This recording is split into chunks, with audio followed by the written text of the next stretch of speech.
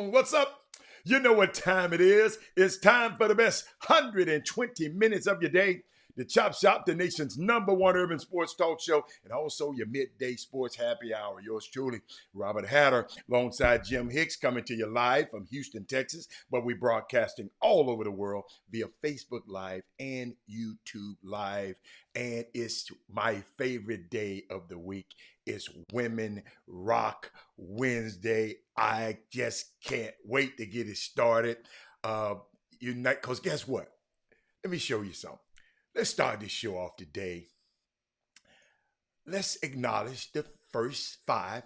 Every day we do the starting five, but on Wednesday, the starting five have to be women. Gentlemen, you just sit back and lift them up today. And this is a day that I think all men should watch this show and share this show, because we're lifting up all women, either your sister, your wife, your mom, somebody, your daughter. That's why men is so important for us to celebrate Women Rock Wednesday.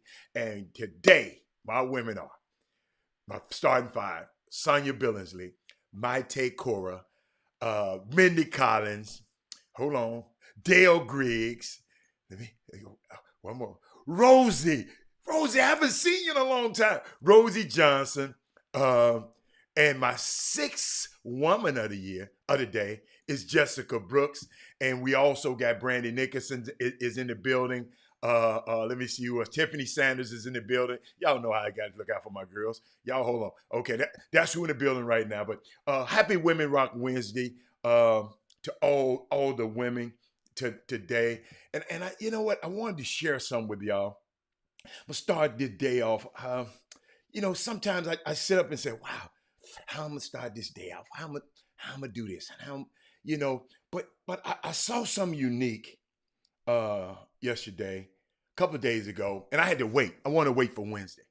And hey, Karen, because I saw this thing, Essence Magazine. I love the Essence Festival. I like Essence Magazine. I mean, I know it's a woman's magazine, but hey, I got 5 sisters and a daughter. So, of course, I want to know what they look at. So, Essence,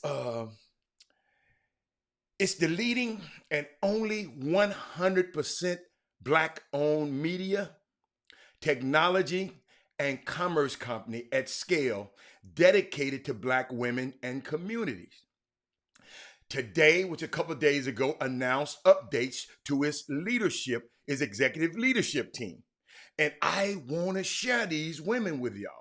These appointments are part of the final phases of the restructuring process aimed at posturing the company for continued growth and maximum impact following its acquisition from Time Warner. It used to be owned by Time. Now it's not. I didn't know that, y'all. And I can't wait to go and research it. I didn't have enough time before the show. But this transformation, let me just show you. I'm just giving you a breadcrumb to go check it out. But I want to shout out the women, the 5 women that they appointed to the board. And let me start them off. I'm gonna give you their names. And I want y'all, I'm serious, I really want y'all to go check these women out. The chief executive officer is Caroline Wenger. Okay, let me put her up on the screen. I love this. That's Caroline Wenger. Go look up Wenger, Wenga. I can't tell you she bad. That's all I can tell you. She bad. And Caroline Wenger. And then we got another. I'm telling. She gonna get mad at me because I'm gonna mess this name up. Her name is, hold up, Latravette D. Smith Wilson. They put her up on the screen. There she is. Boy, that Mr. Wilson a lucky man. Let me. I forgot. Hold up. She is the chief strategy and engagement officer. So she the CSO. She the CSEO. You can't make this up, y'all. Hold on. Got another one. Got 3 more. We got to talk about these women. These are bad women. Hold on. Let me put up another one. Let me put up.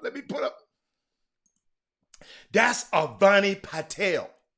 Avani Patel. She is the chief operating officer. So she's the COO. Okay? Hold on. I got more. Hold up. Let me put all my girls up here. These are my girls now. Hold up. I took Lavette. I took, hold up. Let me put them back on. Let me put my girls back on. All right. Now that is Corey Murray. Okay? Corey Murray. She is the deputy editor. Okay? She joined Essence in 1999. Deputy editor. Hold on. Got more. Hold on. These black girls rocking, man, around here. And then, let me go hit the last lady. Last but not least. That is Stephanie Hodges Donovan. She is the vice president of experimental branding, content, and video. Y'all need to go look up these just breadcrumbs to go look up these powerful black women that's heading this company, because the company is now 100% black owned. It used to be owned by Time Warner, but a company bought it out, and I haven't had a chance to research the company yet.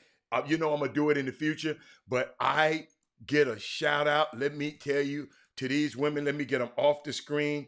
Who is that? Avani, let me get you off the screen. Stephanie, like I know these women, off the screen. Let me tell you something. I am so proud on Women Rock Wednesday to announce those women. And got another thing, got something else for you on Women Rock Wednesday. Let me get it cranked up. Check this out. Who knew about this? Thank you. Let me see who sent it. Let me make sure I know who sent me this stuff. Y'all gotta understand, I get so much stuff. And but I want to make sure I give the people. Regina Sabbath. She sent me this information. I want y'all to check this out. Celebrates Women Empowered. A local family is making history today by being the first trucking company owned and operated with an all-female staff here in Shreveport. Fox 33's Darren Todd shares their story. Teamwork makes a dream work. Latronia Durham and her family said that they are the first family-owned trucking company in Shreveport to have an African-American all-female staff. More than a dozen supporters came out to celebrate as they're breaking ground and the glass ceiling. I'm over the top excited because most people, some companies are shutting down right now, and we're being blessed to be in a position to be opening up. The $250,000 project came to life after months of praying and planning. Durham says the journey was not easy, but it's now rewarding being able to build and give back. This was so hard for me from the beginning because of what I didn't know. So we want to help people so it won't be so hard, won't be so discouraging. Durham's sister, Rokisha Durham, works right alongside her, along with her mother and daughter, making the family business a dream, as well as providing services to others in their hometown. Let's create opportunities, be able to create opportunities for families, for younger people who want to have a career in transportation. It's a lot of money to be made, and we're trying to make it easy for them to get in. Members from the African American Chamber of Commerce say that the company is going to make an impact. She's providing jobs for CDL drivers and providing training for CDL drivers. So it just gives people another opportunity and another door to grow and expand in their occupation. Phase 1 and 2 of the project will be complete within 6 months. The company is currently looking to hire more than a dozen employees now. We want them to come along and be a part of our team, and we'll show them that it'll work. In Shreveport, Darren Todd, Fox 33. Welcome back. Hey, y'all, you see, women are doing so much. Look, they're in a space. Let me tell you something. I don't know about y'all, but I don't know too many women in that space. And they are looking for the help. And if you're a woman in Houston, I'm gonna get there. I'm trying to get her on the show, and the CEO on the show. Man, this is just unbelievable to me. I love hearing stuff like this. These are great stories. And I know it's Women Rock Wednesday, but women say happy birthday to Herb Baker. But Herb, your birthday came on Women Rock Wednesday. But shout out to Herb Baker. Happy birthday. happy born day to you.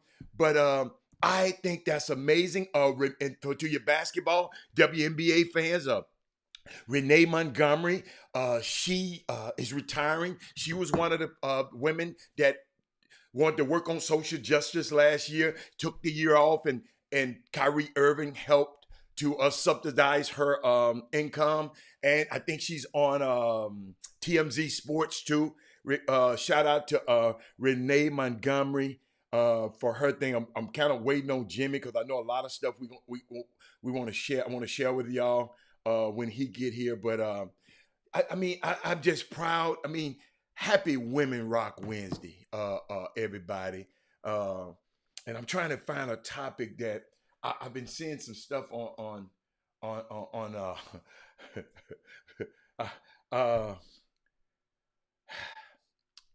I know we're going to talk about it today, ladies. I was trying to give Jimmy a chance to come on, but we was talking about domestic violence the other day, and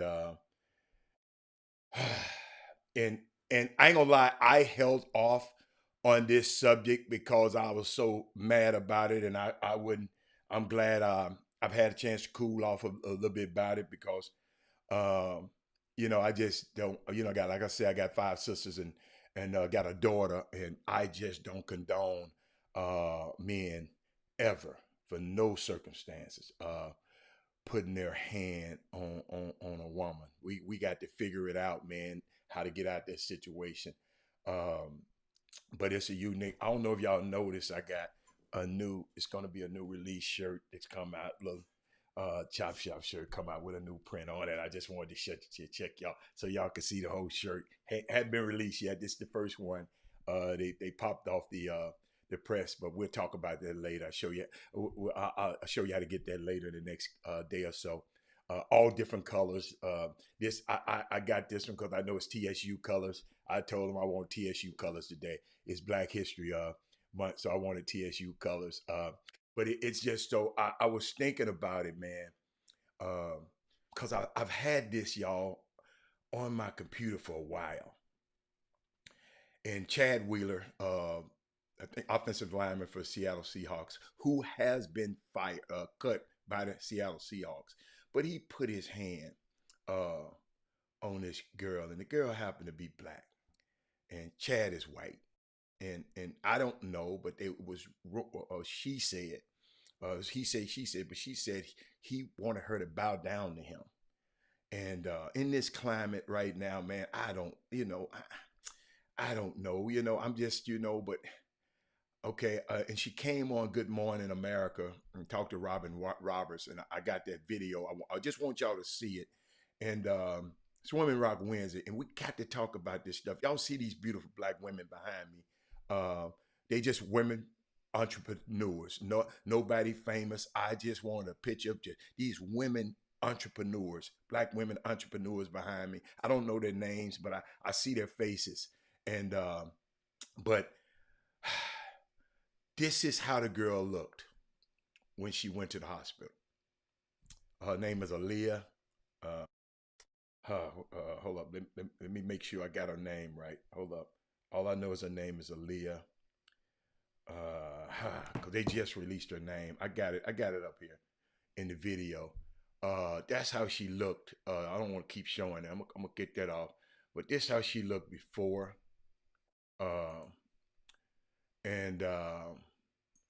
It's just Leah Taylor. I'm sorry, Leah Taylor. I just wanted to make sure I had the right name. And this big old 300-pound dude was beating this girl.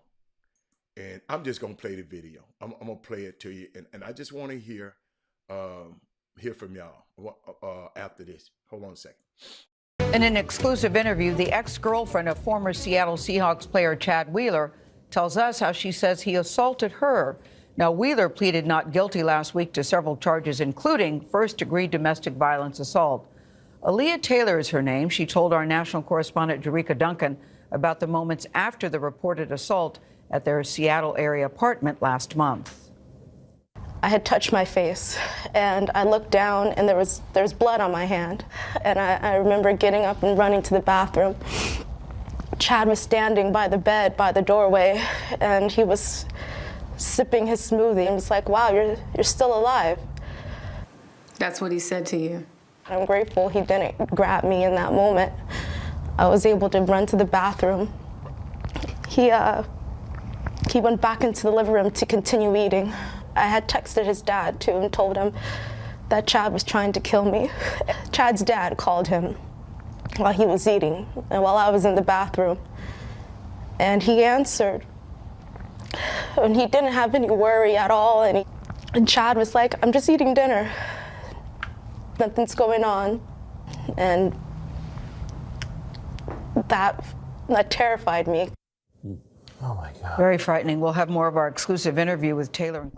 Welcome back so I mean, it's up for discussion, man. I mean, it's on the table, and I'm gonna tell y'all, I've had this on my desk and on my I just got that video yesterday, but I this morning I had that on my desk to talk about this but I just couldn't find my way to really talk about it. It's hard to even talk about it now. It was reported on ESPN, Walter Yates. It was reported on ESPN. It just wasn't reported enough. It was reported on all news cycles, but it wasn't reported enough. And y'all always remember, because they try to compare it to the Ray Rice and the other incidents. But see, the difference is that video. If we had video, see these images should have been plastered. That's how I got the images. Walter Yates, I wouldn't have got, if it wasn't for news outlets or somebody's releasing these images, I wouldn't have gotten them. So I mean, yes, but guess what? Let me tell you something. We can worry about ESPN. That's why we got the Chop Shop. That's why we got the Chop Shop.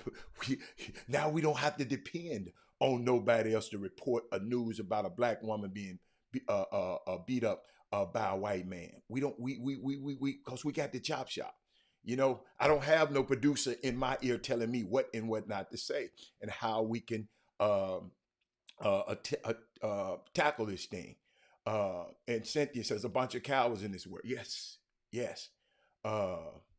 Yeah, I mean, it was hard. It was hard for me to not talk about this for the weeks that I had this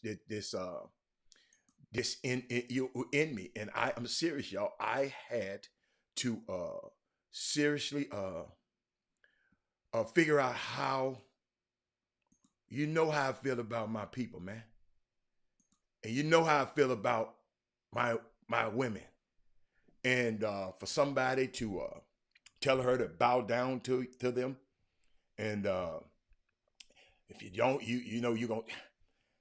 Yes, I had a problem. And happy birthday to you too, Rick Brown. Happy birthday to everybody who having a birthday, Herb Baker. But y'all, it's serious. It's serious. And it's a serious matter. What's up? Oh, look at Jimmy. Hold up. I got you on there. Hold up, Jimmy. Let me put me back in. Damn. Jimmy, you got your Jimmy, we got our TSU colors on today. You got your TSU colors on today. But it was Jimmy, I'm talking about the domestic violence. I showed the video of Aaliyah Taylor talking about it. She finally opened up, and it was a while for her to open up, y'all, because y'all got to understand domestic violence. These women have to get the courage and figure this thing out, man, before they come on Robin Roberts like that. A face had to swell up. Black women ain't coming on TV with their face all like bad. So it's a unique situation. Seattle fired his ass immediately. Let's get that straight. Okay, Seattle fired him immediately, and what no waiting around or nothing. So it's and Sonya said something great. Sonya, and I love that, Sonya. Barry McDonald said, keep your damn hands off females. And Sonya said something. Sonya, I love that a woman said that. Sonya said, and vice versa. Women, keep your hand off of these guys too. Vice versa. Sonya, girl, that's why it's Women Rock Wednesday. Great comment. But we got Jimmy here. And Jimmy, glad to have you back, man. But it's unbelievable that we have to. But it's Women Rock Wednesday, man. Our women rock, Jimmy. Jimmy, and before you came on, I talked about 5 powerful women, and y'all go back and get the beginning of the show that is taking over Essence Magazine. Essence Magazine is 100% black owned now, Jimmy. It used to be, and I didn't know, owned by Time Warner.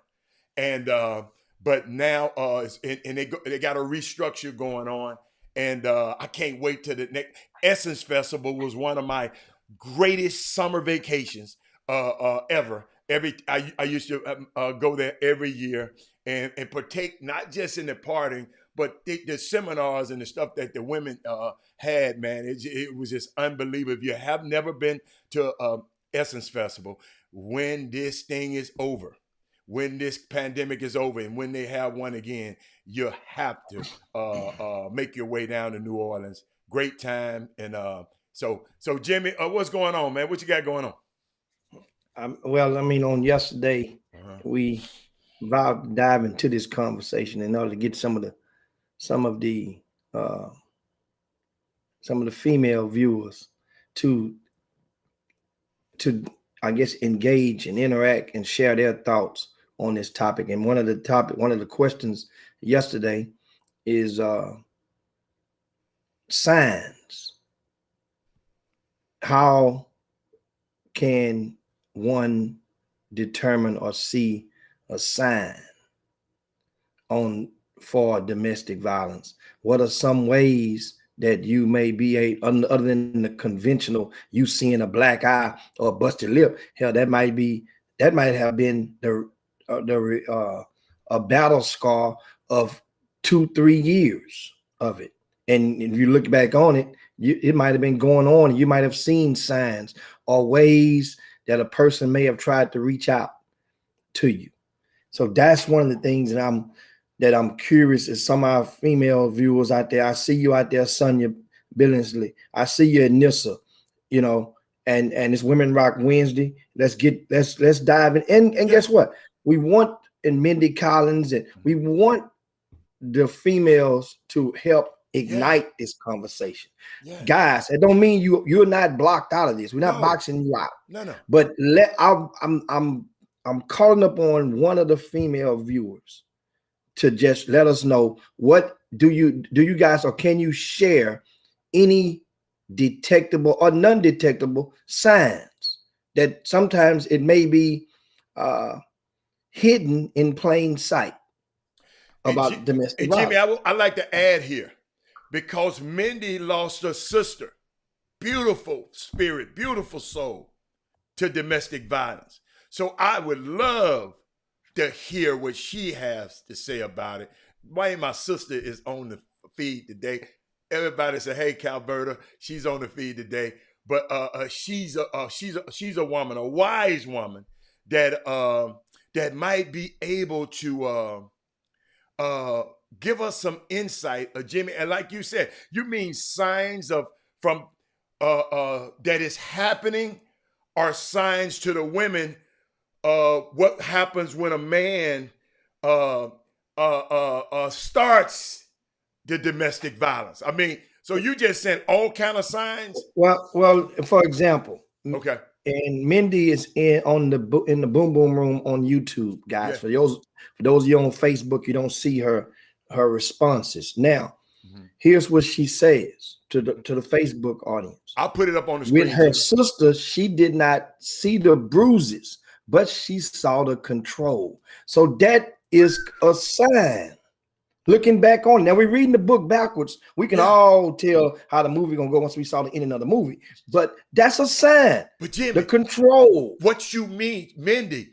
Give me what you mean by control. Because control could give us a little bit more control. About Jimmy, I like to hear, because control can mean anything. Give me a little bit more control, man. Great. I'm glad you did that, Jimmy. But keep going. What else you had, Jimmy? And Brandy says it starts with verbal abuse. And the thing is, but a lot of times that verbal abuse isn't in the public as far as the family, that a lot of times that verbal abuse isn't initially right in front of the family. But if your antenna is really up and looking back on stuff, you could tell a potential. You could tell a possible. Just like you can detect if a queen can make a book when you bid in your hand and spades or bid whist. You know, if you don't bid a queen to make a book on every hand you dealt, you could tell. You know why? By everything else in your hand. If you paying attention, you know. So Jimmy, and hate to use the analogy on the cards, but this is something serious because a lot of people out here have daughters. Yes. In relationships. And we see these young boys ain't but two things they talking about on them songs. Yes. Yes. Getting on your ass and getting in it. Getting on it and getting in it. Yeah. Yeah. So that means you think about it. And guess what? Their music, depending on the talent, they become very forgivable. Chris Brown. Jimmy, people keep saying the first sign is isolation. What you mean by isolation? Oh, getting a woman away from everybody else, getting them away from their family, and then Jimmy, some sorts of control. Yeah. I get that. Okay, I get that. Okay. That's a sign. That's a great. Okay, I got it. But Jimmy, I gotta get my crayon out. I gotta write me some notes. Yeah. Me too. I gotta write me some notes today. So now you guys see, I'm just not asking this just to ask this. I'm asking this so that I can put this thing and be able to refer back to these notes. And Jimmy, what about isolation? What about controlling what they wear and where they go? I Verbal don't know. Abuse. I haven't met none of them women yet. Because every woman I ever met, they go where the hell they want to go and where the hell they want to wear. So I haven't. So I'm learning too. But keep going. Let's keep going, Jimmy. So the brainwashing, and we mentioned you're thinking about, and we saw, like I said, that R. Kelly stuff. I'm referring back to that, and just think about how many different layers that it had. That whole ordeal had to go through before finally people just say, you know what, man, the hell with him. Do what you want to do with him. That's too much to fight. I'm trying to defend him. Had to defend him for 2 years, and it wasn't a battle of didn't need to be defended. I defend him. I didn't ever defend him for y'all had the same first name. You said the hell with him. I'm gonna ride with him. You know what I'm saying? He ain't changed his name yet. I like him as an artist. I said that. That's what I'm saying. Yeah. That's what I'm saying. Defended. And at the time, a lot of people had made the decision. Oh, yeah. Straight up boycott. And Jimmy, and then again, I know him and met him and been around him. But when you're wrong, you're wrong. If you put your hand on a woman, you're out of pocket. So, I mean, but Jimmy, we can go through history. You know, I try to separate the art from the artist. That's what I try to do. Try to separate the art from the artist. But if you put I got 5 sisters. 2 of them is on this feed right now. And I don't want nobody putting their hands on them. And so that's hold on. Huh? We got guys right now. Let's share the show right now. We can't let this topic. Yeah. Let me share it again. Be hidden from our timelines. I'm about to go in there. I'm gonna give a share. I want you guys, let's share the show right now. A mass share. And we're gonna read some of the comments that are on both platforms and how we can go. We can play ping pong with a few of the topics out there. I'll go with Daryl Barnes. He issued another symptom or sign. What's that? And he says indoctrination. And here's what he defines it. It's the next step.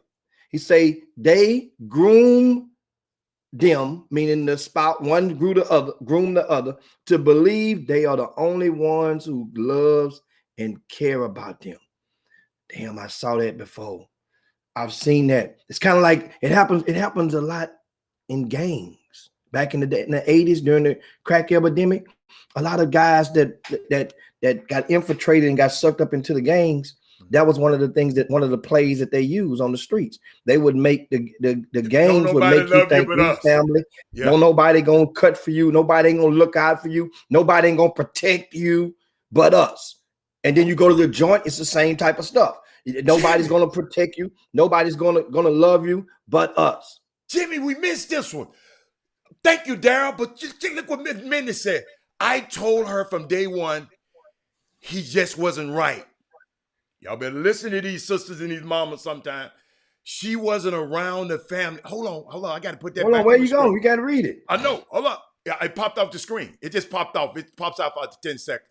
He has Crohn's disease and used that for her to cater to him even when he was feeling fine. He would tell her, if you love me, you would do this. She would have to come to him. That's what Daryl Barnes said.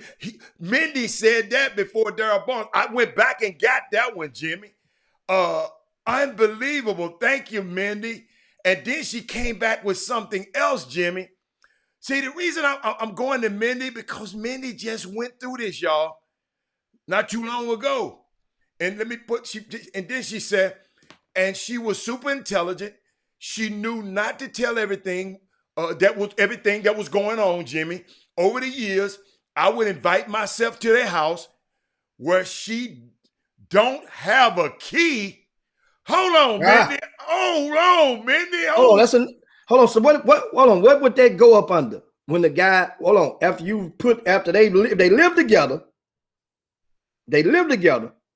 and one don't have a key. What? I'm saying, what would that go up on? How would I need to know what I need to file it up under? What would we call that? I don't know, Jimmy. Y'all got to help me with that one. Jimmy. I'm gonna put don't have a key. Jimmy, if it was the one keyless. If it was the one going through this, she would have acted a fool. If I was the one going through this, she would have acted a fool. In other words, Mindy saying if it was reversed, and Mindy, I know you, me knowing you, I know you, Jimmy, this is so crazy, Jimmy. I mean, control, Brandon said control, brainwash, Jimmy, that's part of brainwash, but Jimmy, how can a woman, y'all got to realize, if you understand anything about the way the woman's supposed to be the head of the household. And you mean the head of the household didn't have a key to the household?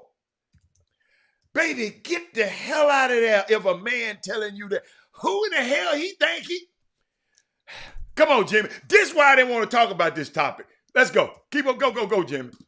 I mean, and Lil Rick says, sadly, some women feel like their man loves them. They don't feel like their man loves them unless he puts his hand on them, unless he knocks them around. And you know what? And it goes into like one of the same woman. He gives another quote post when he says some women, that man who won't rile up and growl up at him or get aggressive with him, that's the soft one. And a lot of women don't want that soft guy. But Jimmy, soft. I'm gonna start asking the female allies that I have, that I'm gonna start at posing some of these questions and signs to them, and I'm gonna start asking them, what is it about that some women want a gorilla because of protection, I guess. Jimmy, she want a gorilla for protection, not to whoop behind. Yes, women, Jimmy, one of women's most, women want to feel secure. But Jimmy, if a woman wants a dude to beat her, see, there's something wrong with her too. See, that's why I love what Sonya said. It's vice versa. Women, don't y'all put y'all hand on these men either now. I got to keep repeating that. Don't put y'all hand on these crazy ass dudes either. But I'm sitting there, Jimmy, you said she want a gorilla. Yeah, she wants somebody. A man is supposed to be a protector. But she's not the enemy, Jimmy. She's not the enemy. She want a gorilla. She want a dude that's tough. Hey, man, don't mess with my one. Yeah, she wants you to do that to other people. But, man, they so little and so dainty. I look at these little ladies. And hold up. In this clown, in Mindy's case, sister's case, Jimmy, He shot her, Jimmy. Jimmy Hicks. This punk shot this woman, man.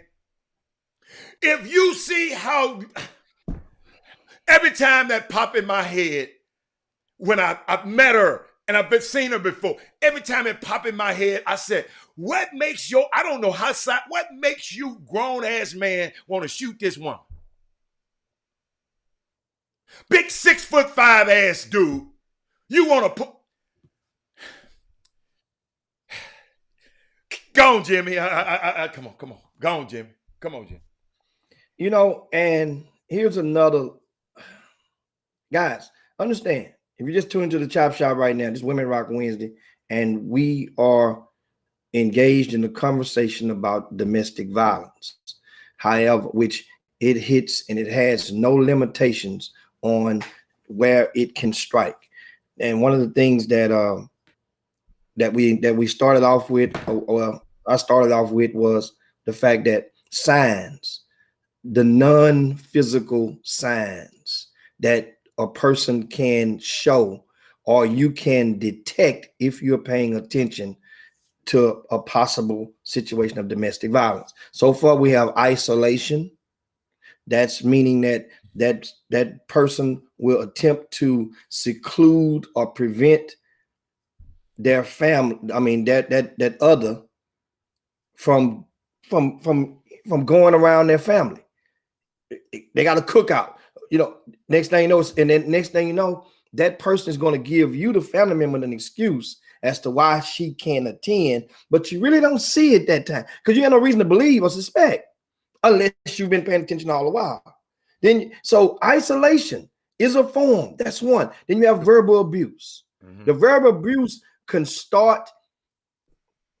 Here's one of the things that I can probably throw into pay attention if they come over to the cookout together, and pay attention to how the first batch of plates are being made, and just pay attention to when the man gets the plate from the woman. That don't mean it's verbal. That don't mean it's domestic violence, but just pay attention to his reaction when the plate is delivered. That's one of the things I can give you. Just once again, a lot of people gonna make their man a plate, but watch what that man does when he received that plate. Is it like, all right then? Or is it, oh, baby, thank you. Okay. See what I'm saying? Or is it that, oh, you forgot the napkin? Mm-hmm. Those are, your antennas should be going up right then. And I know it happens to a lot of people because I know what women do at the cookout house. I know what they do. 2 or 3 women that see that, they going up to the other room and did you see what this mama just did? they huddle up. Jimmy, can we take a quick break? And we're going to come right back to this. We got to take a quick break, man. But I want to come right back come right where you left off at when we take this break, because I'm just looking at the clock, and I know we got a guest coming on in a little while, so I just want to make sure, conscious of the time. But hold that, Jimmy. We're coming right back. Chop Shop, we'll be back in just a moment.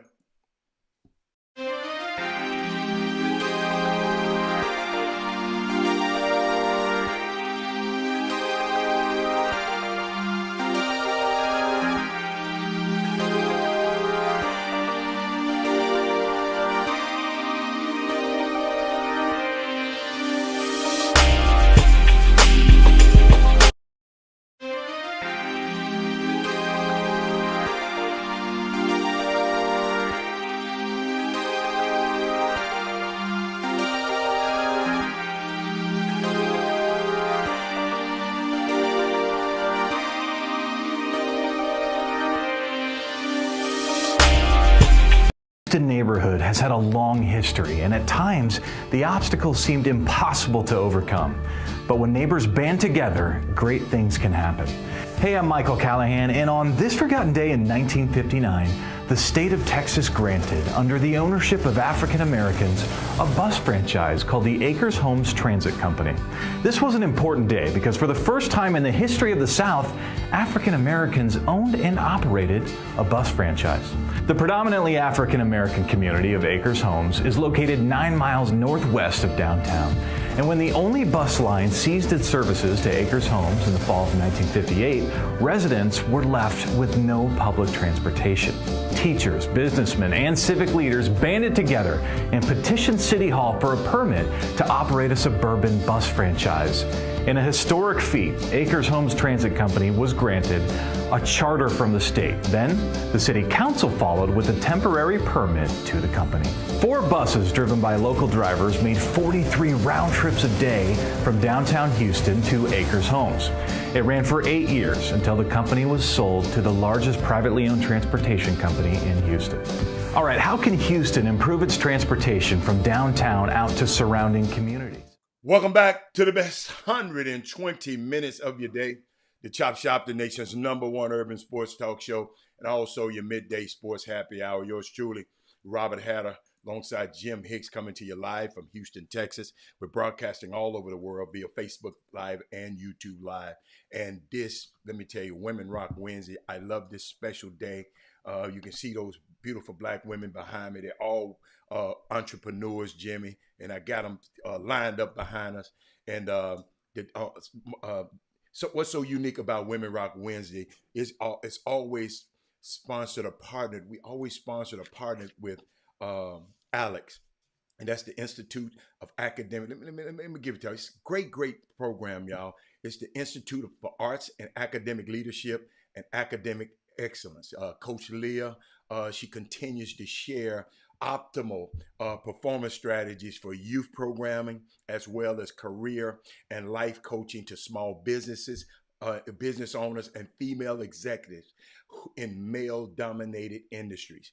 Her website is www.coachleah.net. I think tomorrow, she's going to try to come on and talk to us for a few minutes later on today. But go to her website. She told me tomorrow her website. She might tell y'all a little bit about her website tomorrow or when she comes on a little later. But check her out. And powerful black woman. Used to be, she was a guest on the Chop Shop. That she was a supporter of the Chop Shop. Now she wanted to come on and sponsor women's Women Rock Wednesday. So shout out to her. But when we left, Jimmy, we were talking about the signs of domestic violence. We have a person on our feed that I happen to have met her sister, and the guy shot her. 6'5" guy shot his woman in the head while her 6-year-old boy was in the driveway. So he saw it, and Jimmy, you want to say, wait a minute. Let's look at some of these, some of the signs: isolation, verbal abuse. Jimmy, you even came out and said something about watch how they received place. Just watch his gratitude when he received a man receive a plate. I never even thought about that, because anything somebody do for me, I said thank you. I don't care who it is. Let's know I mean, it's just. Let me tell you something, man. So, Jimmy, it's a unique time, and you mentioned something about this. You talked about music and how these young girls are allowing these guys they degrade them on video. I mean, Jimmy, they got some on video now, Jimmy. I forgot what they called it on IG or something.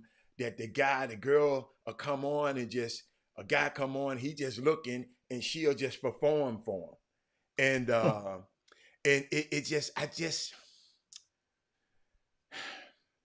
what I've learned though, Jimmy, if you don't know the use of something, you're prone to abuse it. That's where abuse comes from, abnormal use. And a lot of these young men don't know the purpose of a woman because they haven't probably never been taught. But it's definitely not to beat on. Y'all, see, I'm finna help you out, man. I don't care if you believe in God enough, or not. But think about this. A woman is so precious. Because God, he could do anything he want to, right? But a woman is so precious that God put the womb in her and the eggs in her so she can nurture his next generation. He could have put it in a man if he wanted to. Because all woman mean is man with a womb. Women are so, but Jimmy, if you don't understand the use of something, you're prone to abuse it. If you don't know a woman is this valuable, she ain't just the person who's supposed to cook you something to eat. She ain't just the person who's supposed to clean your house. I mean, it's just, man, y'all got to realize, man, it's just, that's why I'm glad we have the Chop Shop. They ain't gonna talk about this nowhere else, Jimmy. This is a sports talk show. But this Women Rock Wednesday, that's why I mean, it gives us a chance to share. Young men, women are the most precious thing on this planet. She got the power. That's why I tell the guys, Jimmy. That's why I be a little upset with the guys. Man, this Women Rock Wednesday. I ain't gonna come on the show. I ain't gonna be on the show today. But dude, a woman born your ass. A woman labored with your big head ass for 9 months and fed your behind. A woman, if you're married, she's your wife. If you got a daughter, she's your daughter. So we have to understand, man, how valuable these women behind me are, us are.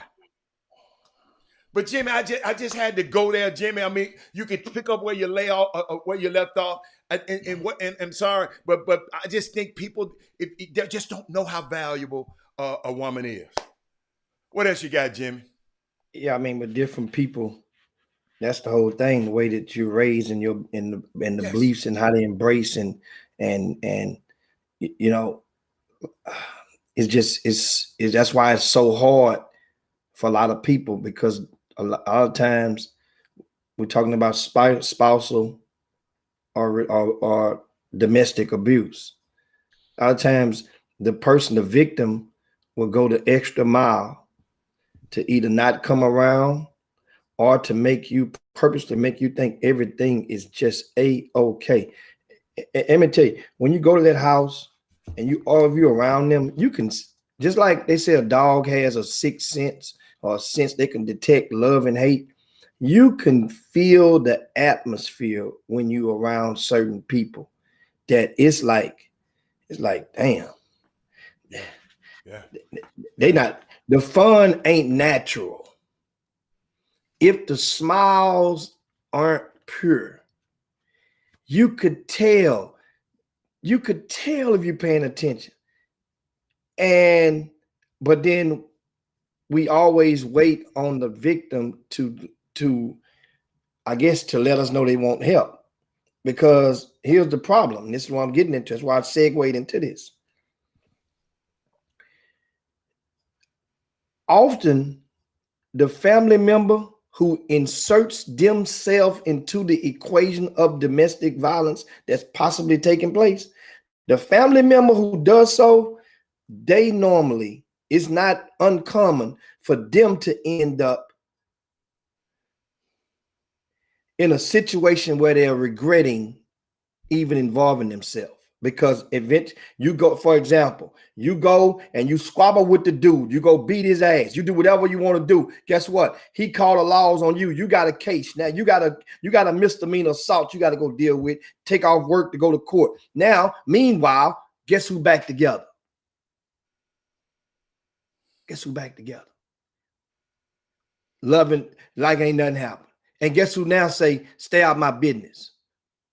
The female telling you now, stay out my business. I got this.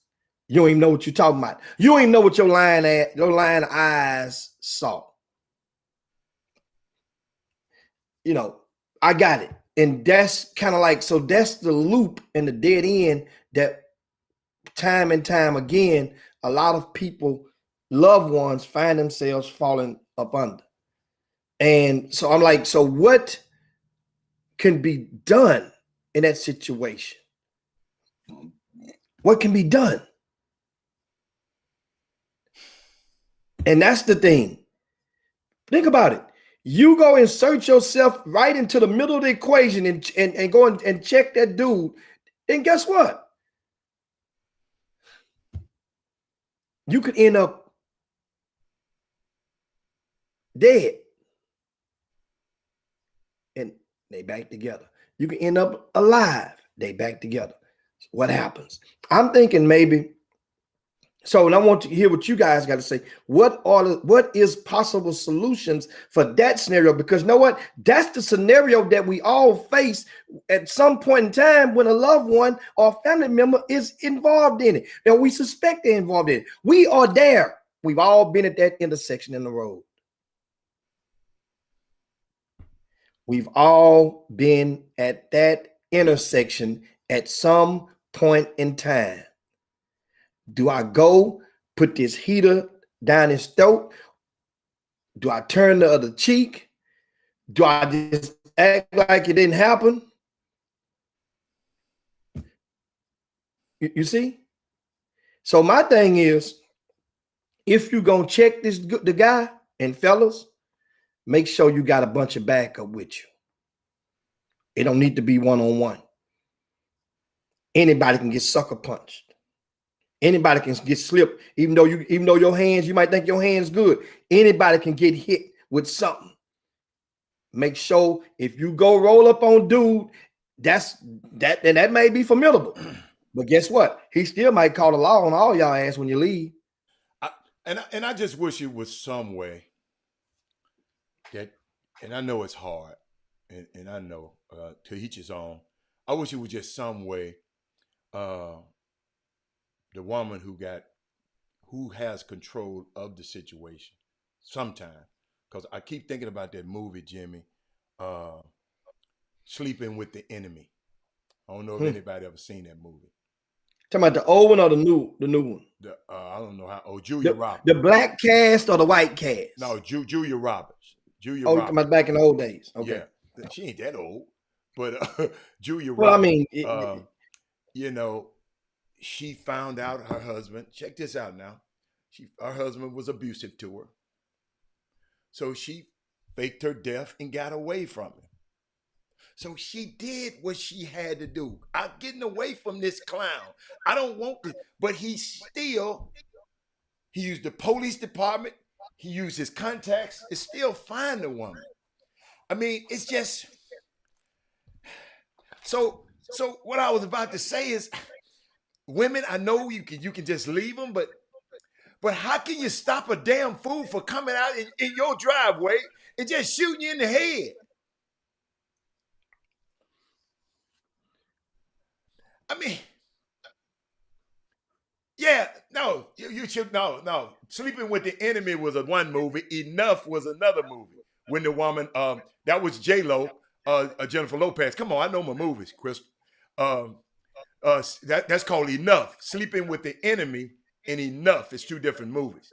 But in both cases, the women, Julia Roberts got away from the guy, but J-Lo, Jimmy, she fought back and whooped his coward behind. But I'm just,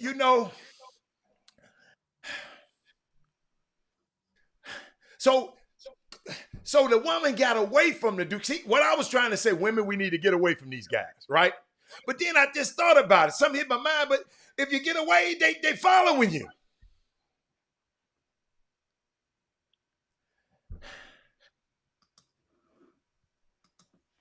Jimmy, so it's got to go back to the man. I can't even blame the woman.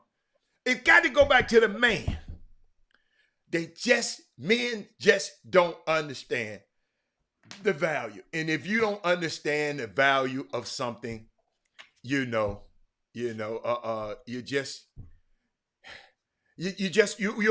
prone to abuse it.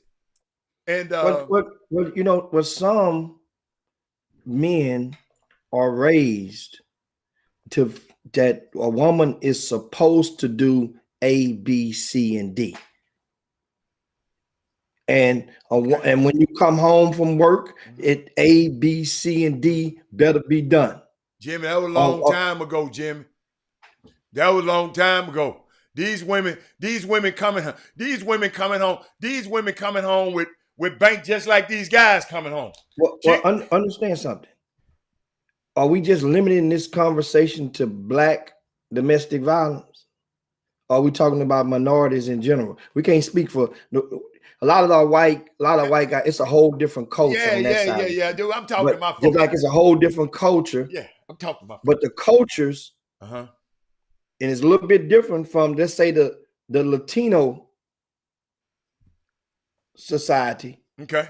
Many of their men, we'll put it like this: many of the women in the Latino families, in the urban Latino families, it's like that's commonplace. The guy want them to stay at home, and in a sense, not saying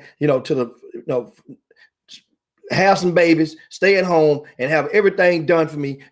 I don't want you to work. You ain't working. I'm gonna go and work all day, pouring this concrete, and he work on this slab or cutting this grass, and I'll come on back, then have everything ready. And if you don't, I'm putting these hands on you. Oh no. Oh no. That's commonplace in a lot of now understand, not saying they ain't commonplace in black communities, urban communities as well. Not to say that domestic violence by no means is restricted from urban and suburban. It don't have no boundaries. I'm just going from there and moving outward. And the thing is, guys, bottom line, I guess the moral to it, Adam, before we move on, is try to encourage people to do a little bit more homework and pay attention, or give them some of the signs, or give them a checklist on some of the symptoms before they even move in together. You see, once they move in together, that's how things change. Once people get married, people change. Once you get paid, the game change. Just like guys, once they get the nookie, guys change. If they change out the nookie, don't think they don't change. Not all of us. A lot. Not if it's I say good. the game changed. Not The if it's game good. changed. The rules don't change, but the game do. That's what I'm saying. We ain't playing Monopoly no more. We playing Clue. After I get that nookie. Yeah, but my thing to end this thing, man, just because I like to be able to put myself where I can uplift. I'm always trying to uplift women, and I don't want nobody putting their hand. I don't care what culture, how much concrete your ass pour. You shouldn't put your hand on no woman. I don't care if that's your culture. Then change your culture. Just like I said, he don't understand the value of it. That's why he'll beat her. If you don't understand the value of it and of a woman.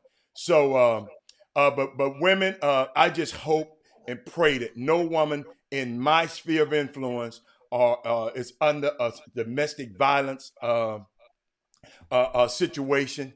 We can't let these things happen. I just a senseless murder just because somebody's she mad at me. I'm mad at her. She didn't do this. She didn't do this. And she's smaller in stature than me. And I'm a man. And I'm the stronger being. And I'm gonna take advantage of her. That's just nah. No sir. No sir. So women, we got your back. I don't know how to counsel y'all.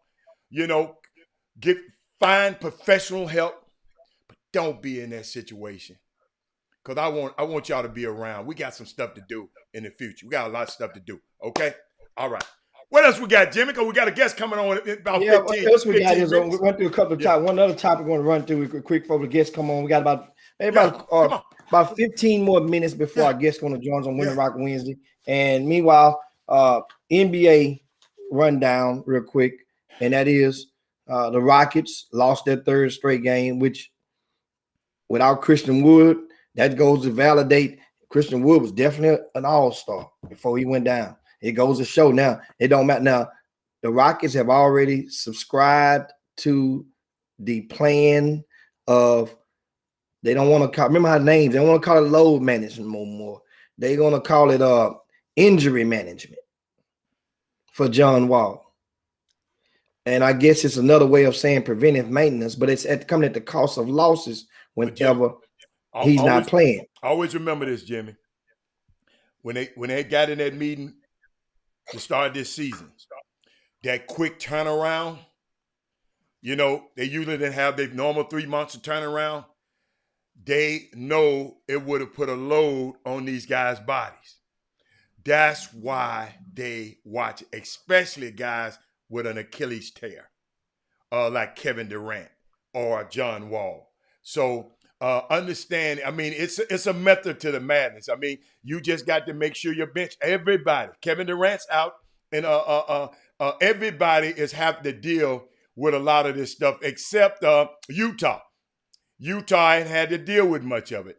Even Philly, Jimmy. I know I'm going around the world, but Joel Embiid, he has to watch himself because, you know, he's been injury prone for years. He part of the process. So in defense with the Rockets, they trying to make this thing the best they can get it. And like you said, tread water. I haven't looked at their standings.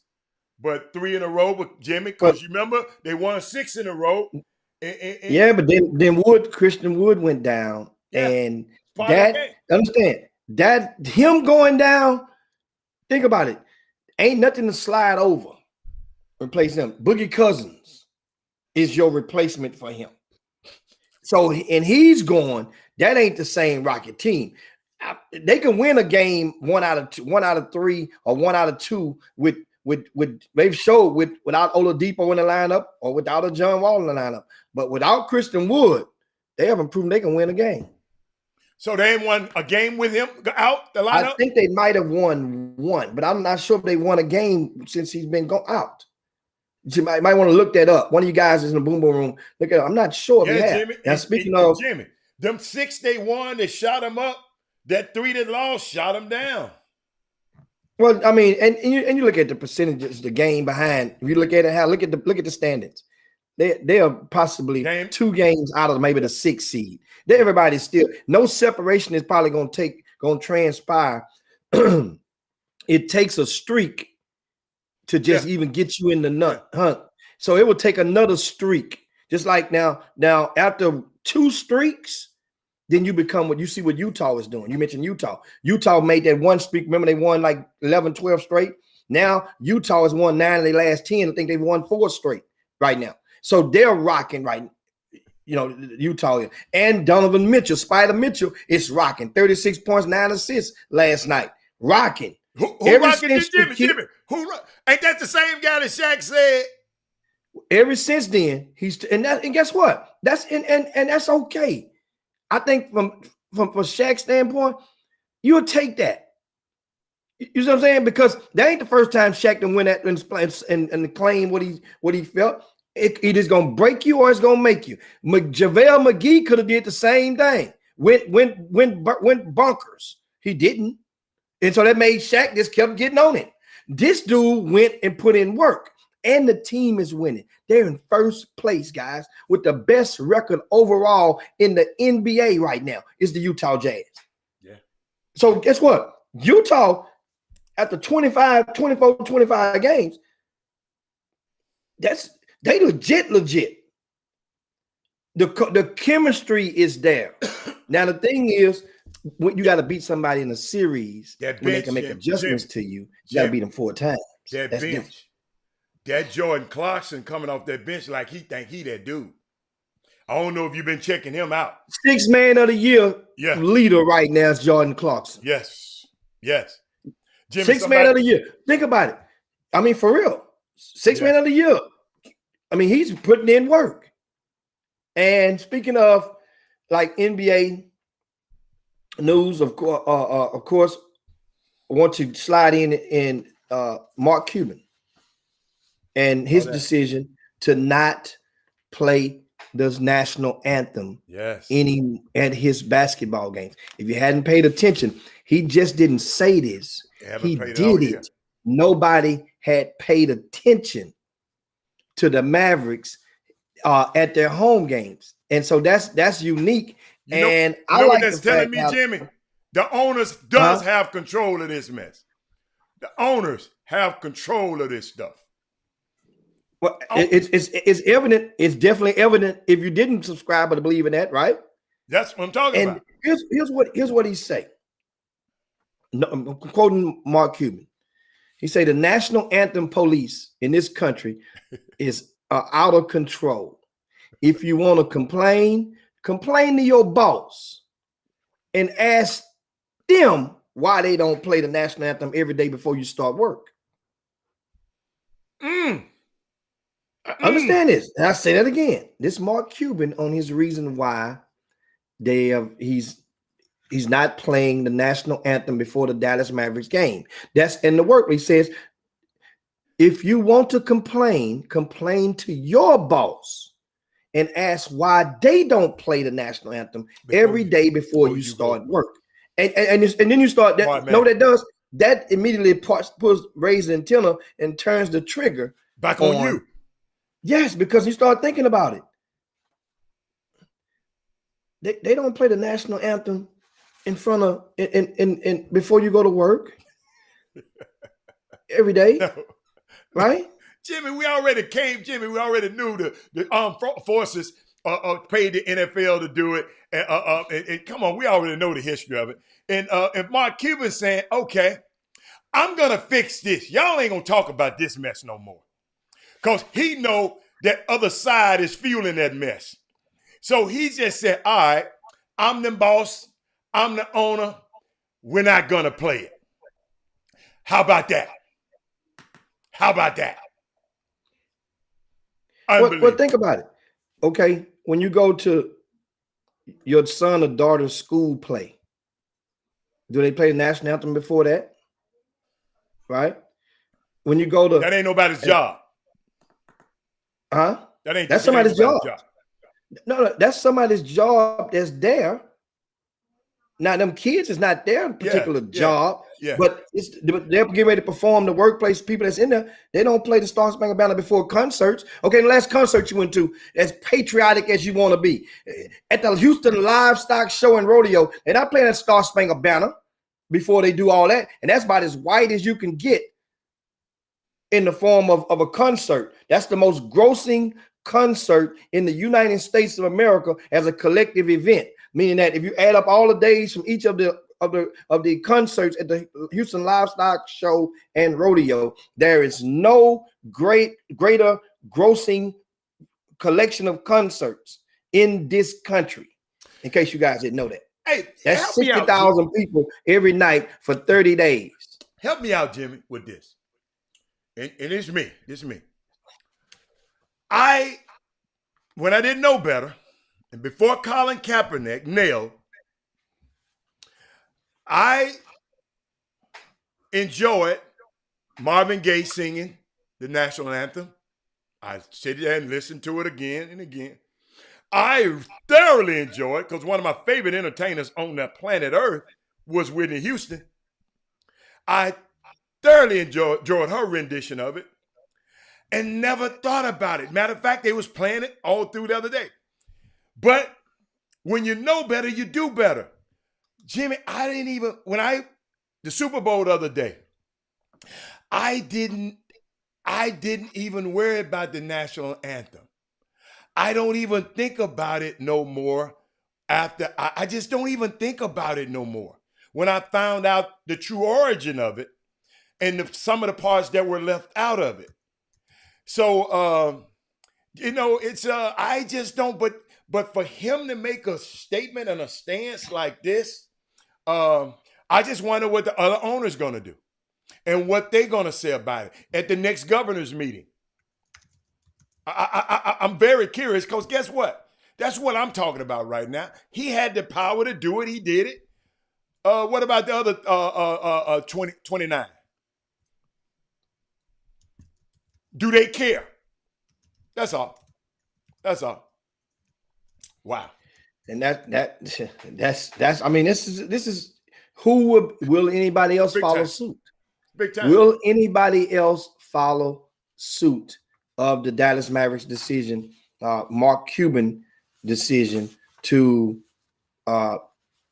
not play the Star Spangled Banner, the national anthem, anymore? And once again, the Dallas Mavericks, he had been doing it for 15 games Yeah. if you count the preseason, And the nobody said nothing entire about it. season. Nobody And said nothing nobody about it. noticed it. Now, meanwhile, at the same time, in the defense, nobody noticed it. Nobody paid attention or made note of it. Not saying nobody noticed it, because people knew. But I'm saying But nobody, they just mainstream started media didn't. letting fans in the games at the Dallas Mavericks, and they just started allowing 1,500 fans. That's just recently. So now that becomes a public conversation. Somebody probably questioned, "Hey, what's going on? What happened? Y'all missing something?" But this is definitely is not the end of that topic. Something is going to transpire. It is going to spark a movement, another additional one. And if one will Milwaukee Bucks owner who inserted himself and found himself in the middle of the situation while the team was in the bubble last year when they were threatening to shut it down, and will they be next? But Jimmy, a lot of these owners are not as politically conscious or outspoken as Mark Cuban is. I'm not surprised Mark Cuban did it. If you've just been checking Mark Cuban, you just follow him on Twitter. You know, he's a renegade. He's a renegade. And he's a fan. He loves the game. Just happened to be a very rich fan. And he was one of the first ones that started doing, Jimmy, he made the whole NBA start doing their dressing rooms better. The players' dressing room, when he first did the players' dressing rooms at that stadium, unbelievable. He plushed out his plane for them. Everybody else stopped getting planes. And Mark Cuban was one of the key guys that started the guys that started riding, nicely in private instead of charter sometime. So it's a unique situation that's going on. So Jimmy, our guest is here. As we queue our guests up, yeah, we want to add just on cue, and thanks to you guys, Doug Jones and Anissa, the NBA right on cue. As we're talking about this topic, they just released a statement saying that all of the other teams will indeed play the national anthem. Okay. Let me go and add. Let me ad lib and add something to that right now. Yeah. Right now. Yeah, they had to make a statement. Mark Cuban made. You can follow the money on it right now. Yeah, right now. But it's hey, that's a unique thing. I promise you we're gonna ask our guests about this. And Jim, is anything you want to share before I bring her in? No, we good now. It's ladies that time. And gentlemen, I a few weeks ago, I was listening to a podcast, and it's called The Roden Fellows. It's a podcast by Bill Roden. That's the man, one of the greatest sports writers. Jimmy been in some of the special situations, had a chance to meet him. He is the guy that wrote the book, The $40 Million Slaves. He got him along with Undefeated and ESPN, got a platform where they bring in young HBCU students. And I'm going to let her explain a little bit more. This just from my point of view. And allow for them to be on a podcast, and I guess he teach them the ropes and about it. Becoming a Roden fellow is an awesome achievement. So I'm going to tell you a little bit about this young lady. Her name is Jayla Jones. She's a senior communications major at Prairie View AM University. She's a native of Chicago. That is Moody. She first began her writing career in high school before continuing on to college, where she wrote for the University of Texas at Arlington student newspaper. It's called the Shorthorn. Then, shortly after, Prairie View A&M students newspaper, the Panther. She previously worked as a student contributor in the Prairie View A&M Sports Information Department before accepting a year-long fellowship position as one of the Roden Fellows at ESPN Undefeated. Ladies and gentlemen, let me introduce y'all to Miss Let me put it in there. Jayla Jones just in the building. What's up, Jayla? Hold on, Jayla. Let me give you your applause, girl. Hold on. Thank you. Thank you. Jayla, this is Women Rock Wednesday. I know you probably gonna never do a show like this again because it ain't one like this. And unique thing, Jimmy and I always try to highlight women's accomplishments on this day in sports, entertainment, anything. Earlier I talked about the Women of Essence magazine. They're starting a new, all of those powerful women, CEOs. I mean, all of them shot callers running Essence. But I'm just so proud of you. I love listening to you on your podcast, and just welcome to the Chop Shop, man. Thank you. Thank you. I appreciate it. So tell her, Jimmy, Jayla, do me a favor, because I want to know the reason I wanted you on the show, because I found out about you on the Rodent Fellows. Tell the people out there, because we might have kids out there that want to know about what the Rodent Fellows is. Tell us about the Rodent Fellows. Tell it what it exists of. So the Rodent Fellows is a program that consists of 6 HBCU student journalists. We all cover sports, we all cover culture, we cover things happening on our HBCU campuses. The group is founded by, the now Hall of Famer sports journalist, Mr. Bill Rhoden, and it's through ESPN and The Undefeated, which is basically the section of ESPN that covers, culture, it covers music, it covers sports, it covers HBCU culture. So we're in that mix. Awesome. Jimmy? So, and what the process of you being selected, take us through that timeline. So it's funny because I actually have a friend who went to NCAT, and she was friends with one of the previous Rodent Fellows. So I was on Twitter one day and she sent me this link. It was like, oh, you should apply. And I was like, oh, okay. So I applied, and it was a 3 interview process. It was, I think we had an interview a week, and it was like one after the other. And they were all, we couldn't do it in person, but they were all phone interviews. It was a very strenuous process. And then after that, we had to write they gave us a prompt, and we had to write a essay about someone in our family. I think the essay choice changes every year, but the essay we had to write about was, one of the oldest athletes or anybody dealing with sports in our family. And, after they went through the essays and after they considered the initial interviews, they went through the selection process and they chose us. Awesome. Who were some of the people you looked up to? Who were the one that said you're a writer, and I love that you said you was a writer, and but who were some of your inspirations when it made you say, okay, I want to write? To be honest with you, I've been writing since I was little. I didn't have a set amount of aspirations or inspirations. I mean, I have them now, of course, but growing up, I had a journal, and I would write stories. I would write, daily entries. I remember a story I wrote. I have a little sister who's like 15 now, but around the time she was born, I wrote a journal entry and I used Jay-Z lyrics. I believe it was a lyric about how when he was born, he didn't give his mom any pain. And that happened with my little sister as well. So I wrote that in a journal, and everybody was just she used the lyrics. So, I mean, that's just a small tidbit, but I've been writing my entire life. And I mean, now at The Undefeated, I specifically look towards Mark Spears, who was an NBA contributor for The Undefeated, and Jason Reed, who also contributes for the NFL. So, those are people I look up to now. But growing up, I've always had that sort of writing gene. It's just always been a part of me. And the reason I brought it up is I found out in my research of Stacey Abrams, she's not just a lawyer and an activist and a politician. She is a great writer, and she got an assumed name, Selena Johnson, that she writes upon. She wrote 8 best-selling novels.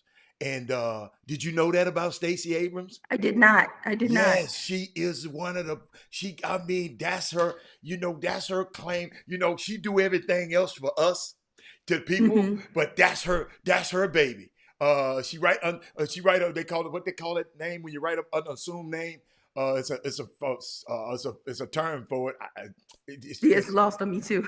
Yeah. But I'm glad I even made you aware of that, because I thought when I heard you say you're right, and I read you talking about you're a writer, and I'm just thinking about how a prominent Stacey Abrams is in the writing field under the name Selena Johnson. Ooh. Yeah, Jimmy. Now, of course, those that might have missed it at the top of this conversation with Jayla Jones, she's from Chicago, Illinois. Tell us what high school you graduated from in Chicago, and what motivated you to attend college in Texas. Now you're on your second college in Texas, of course, UT Arlington, now Prairie View. What made you come all the way down here and decide to thaw out? So I grew up in Chicago. I went to Pershing West Elementary School, which is like close to downtown. And then I actually moved out to the south suburbs, and I went to Homewood Flossmoor High School. And then after that, I came down to Texas and started at UTA. And I'm going to be completely honest with you, my college search probably wasn't as serious as it needed to be. And I kind of just followed my mom and some of my immediate family members who were already moving to Dallas for, job opportunities. My brother wanted to, begin, his high school football career down here. So, UTA was the best choice, destination wise, and for being close to my family. But this isn't going to knock UTA or anything, because they've been a very important part of my journey as a journalist, but I didn't enjoy it. I didn't fit on the campus. So I was looking to transfer out, and also because of cost, because as an out-of-state student, it's like crazy expensive. And I didn't think, like, if I wasn't enjoying it, then the cost wasn't worth it. So after, I spent some time in Texas, I initially was looking to transfer out and go somewhere where I thought I would be a better fit. And then I had another family member, a distant family member, who was, looking at Prairie View because her daughter was also looking to go there. So I just started my research, and, we made a couple trips down the campus, and I decided that, that was the one for me. Hey, Jayla, I want you to look on your screen. It's a little button up on little red button, I think, up on, and it'll help you see the comments. Because a couple of people are asking, where did you attend high school? Okay. Did you write, or play sports and stuff like that? She just answered that one, I think, in one nutshell. And I saw one that little Rick said. She said she's kind of like Sandra Bland as far as being from Illinois and went to college in Texas. Did you know that, Jayla? I did not know she was from Chicago or Illinois, but she's very prominent down on Prairie View's campus. Absolutely. Yeah, they renamed the main street, Sandra Bland Avenue, as you turn into Prairie View. That's been renamed. Now I want to ask you, of course, you're majoring in communications, right? And yes. And what's the timetable on that? What's next? In terms of when I graduate, or in terms of what's after I graduate? When I graduate, I hope next fall. I had a bit of a setback. I tried to do a major change. It didn't necessarily work out. So I'm back on my original path, and hopefully this summer, or, at the latest, will definitely be next fall. Now, when did you enroll at Prairie View again? 2018, beginning of 2018. So my sophomore year. So before you enrolled there, I got to go take a step back. I'm trying to connect some dots. You didn't you didn't really like the flavor of the food at UT Arlington, but you still was in Dallas. You still was in Dallas, so you got a chance to do the D-Town thing. Well, did you attend any homecoming or on campus football game at Prairie View before deciding to go down there? Or did you go to the football game at the Cotton Bowl while you were in Dallas? Did any of that happen before you made the decision? No, I didn't. I feel like I should have, but initially I don't know what made me make the decision so quickly, but something was like, yeah, I need to go here. Like, this is a place I need to be at. But looking back, I definitely should have went to a homecoming. I definitely should have went to some games, because, it's great now that I'm there and I'm actually a part of it. But beforehand, looking back, I probably should have did that. Jimmy, why you asked that question? You thought she got influenced by going to the camp. And guess what, Jayla? Let me tell you something. Me and Jimmy outgrown, but as soon as that homecoming comes back, we'll be down there again because I enjoyed myself at Prairie View's homecoming, and I really enjoyed myself at TSU homecoming too. And so I can't wait to y'all. I mean, you're gonna be gone, but you should come back. You're an alumni. You should come back. Of course. And check them out. So being over. So what do you do with the? Do you have a lot to do with the basketball team? Tell me what's your function with the basketball team. Do you write about them? What's going on with the basketball team? Prairie View's basketball team? Yes, Prairie View basketball team. So while I was in the sports information department, I would attend all the games and I would do the after game write-ups of the women's basketball team mostly. Oh. I worked mostly with the women's basketball team, not with them, but I covered them the most. Yeah. I covered women's basketball. I did a few men's basketball games. I also did bowling, volleyball, and softball. So those were my main beats while I was in the sports information department.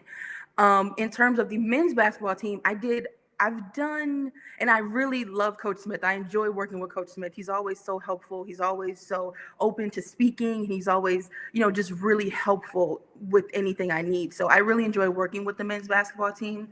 Last year, I did a senior series where I put out back-to-back stories on each graduating senior of the men's basketball team. And looking back, it was an idea I had because, it's hard to shine a light on every single senior in every single sport because there's just so many of them. But, with them being, champions and just having such a prominent role on campus, I wanted to shine a light on their seniors. And I wrote a single series and I gave a story to every single graduating senior. And it was, they were great to talk to. They were very helpful in the writing process. So that was mainly my work with them, but I did cover most of which with the women's basketball team. Wow. Jimbo? I mean, this is a great day and a great experience. Of course, Jayla Jones, she's a student in a communications major at Prairie View, and now you obviously did you just follow basketball or are you a basketball fan? What's your favorite sport? My favorite sport is basketball. So I grew up playing softball up until my freshman year of high school. High school softball just didn't work out for me. I also grew up playing. I started so my basketball career was very, very short. Don't get me wrong. I played freshman high school. I played sophomore high school. I didn't, go after that. But around that time I figured out that I more so enjoyed writing about sports than I actually enjoyed playing sports. And of course, playing sports is always fun. It's always going to be a big part of, who we are as sports fans, if you've played. But around that time is when I figured out, like, hey, I want to work with the athletes. I want to write about them. I want to tell their stories instead of actually being the one on the court. So, yeah. Jay, I got something unique. I'm gonna tell you, I love to see when I first researched you, and I went put your name in, and Undefeated popped up. Got your little picture on the Undefeated, y'all. She got her picture on. She got her picture on the website, y'all. But what caught my eye, Jimmy. Jayla done wrote some things for the Undefeated. Miss she over there all Jimmy, she over there all calm and all this, unassuming. Jimmy, the first article I look at, Jimmy, is the difference between an HBCU and a PWI. I see myself. Ooh. I can't wait to read that one. Then you got one, you did Teaching Black History. Is 10-year-old Dakota, I can't pronounce that young lady's last name, Ademi's passion. Then you got another one. Hold on, y'all. She got another one. Prairie View teams keep playing despite uncertain budget during the pandemic. And then you partnered. No, hold up. She got another one by herself. Prairie View A&M students ask, if our vote doesn't matter, why do we try to keep us from voting? Jayla, you should have been on our show. We were talking about that. Then you got a few others. You partnered with somebody. You co-authored a few other ones. That's awesome. But the difference between an HBCU and a PWI, I see myself. Give me a little bit of that article. So I considered UTA my PWI experience, and of course Prairie View my HBCU experience. I definitely, I mean, I don't want to put down the PWI because I do still believe that they were crucial to my journalism experience. The way I look at it, and I put this in the article, I said that UTA taught me how to be a journalist, but Prairie View taught me how to evolve as a person and be a better person and how to gain my independence as a young lady who's, you know, kind of going into the world. UTA, my most important time at UTA was spent on the newspaper, and it taught me about, you know, the different aspects of reporting and the different aspects of scheduling and writing. So I brought a lot of that journalism skill from UTA over to Prairie View, where, you know, they've molded me as a person. You know, I think I didn't enjoy UTA because I wasn't getting like the full college experience that I wanted. And then as soon as I got to Prairie View, it was like a quick 180. It was like, you know, late night study sessions, trips to Houston, you know, staying on campus late, going to parties, going to homecoming. It was such a great, fulfilling experience that I'm so glad that I chose to go there. I wouldn't have went anywhere else. And, you know, it's a very big family dynamic on Prairie View's campus. And that's the one thing I didn't feel at a PWI. I think at a PWI, their goal is to, you know, prepare you for whatever field you're going into. It's kind of like, you know, it's kind of keep going, take these classes, graduate, and then you're on to the next. Whereas at an HBCU, like you're meeting people, you're making connections, you're making family, you're connecting with, you know, advisors and coaches and players, and they're very different dynamics on different campuses. And if any seniors out there or anybody who's looking towards their college search, I strongly advise you to consider an HBCU if you're looking for that family dynamic, if you're looking for a very comfortable, a very, you know, wholehearted college experience. Wow. Now, you mentioned you stayed in Dallas, you stayed in Houston, Prairie View. For a college student that's not from Texas, what's the difference in the I guess the off-campus life that you young people endure? And we all was there nowadays in while living in Dallas and while diving into the tip of H-Town. I will say Houston is a lot more fun. I don't want to, you know, put that out there, but Houston is a lot more fun. It's a lot more adventurous, whereas in Dallas, maybe that's my experience because family was always kind of near me, so I didn't wild out as much as I probably wanted to. Whereas in Houston, it's like I wasn't near family, I wasn't near nobody. It was me, my friends, and we were kind of everywhere. So hold on, Jayla, hold on.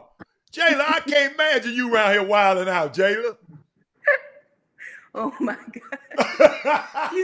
Houston has a level of freedom that Dallas didn't really have for me. I love Dallas, don't get me wrong, but Houston had more freedom. It was more of a college experience, I'll say that. And Jayla, in your defense, Jayla, I'm from Memphis, and I can choose to live anywhere in the world. But I love me some Houston. I ain't never, they can get mad at me till I go back to Memphis. That's just telling black people to go back to Africa. I'm not going back to Memphis. I love me some Houston, Texas. I'm like Jayla. It's just so many things to explore. So many things to explore. And guess what, Jayla, when I was young, I guess I probably wild out a little bit. But yeah, just a little bit. Jimmy, what else you got, Jim? yeah. And one of the things I wanted to ask you was earlier you mentioned the article that you had to write after doing the interviews. Then they asked you to write an article about the oldest family member the oldest athlete in your family. Who did you write about? I wrote about my uncle Juwan. I have an uncle, his name is Juwan Stalling, and he grew up in Chicago playing basketball. It was deeply immersed in the basketball culture. He went to Hales Franciscan High School. He was on the basketball team there. He was in a league in Chicago. He was his entire life is basically Chicago.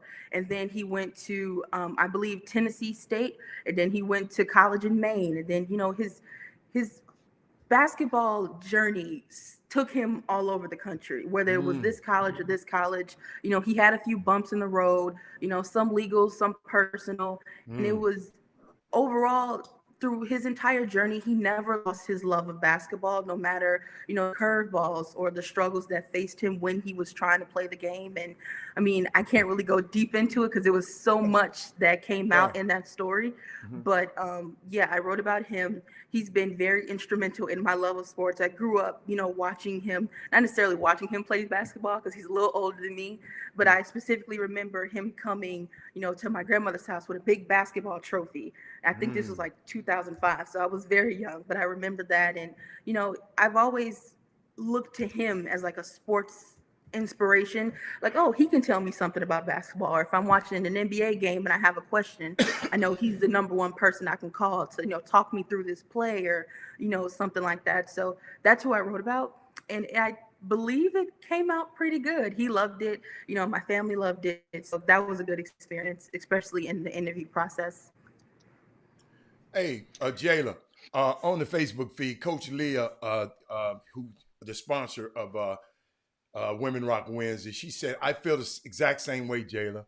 I had a very similar journey. Proud PWI. Oh, that popped off the screen. Hold on. Proud PWI and HBCU grad. Wow. She went to Tennessee Tech University where she received a journalism start. And BS at TSU is where she earned her MBA. Both experience played a very important part in her professional career.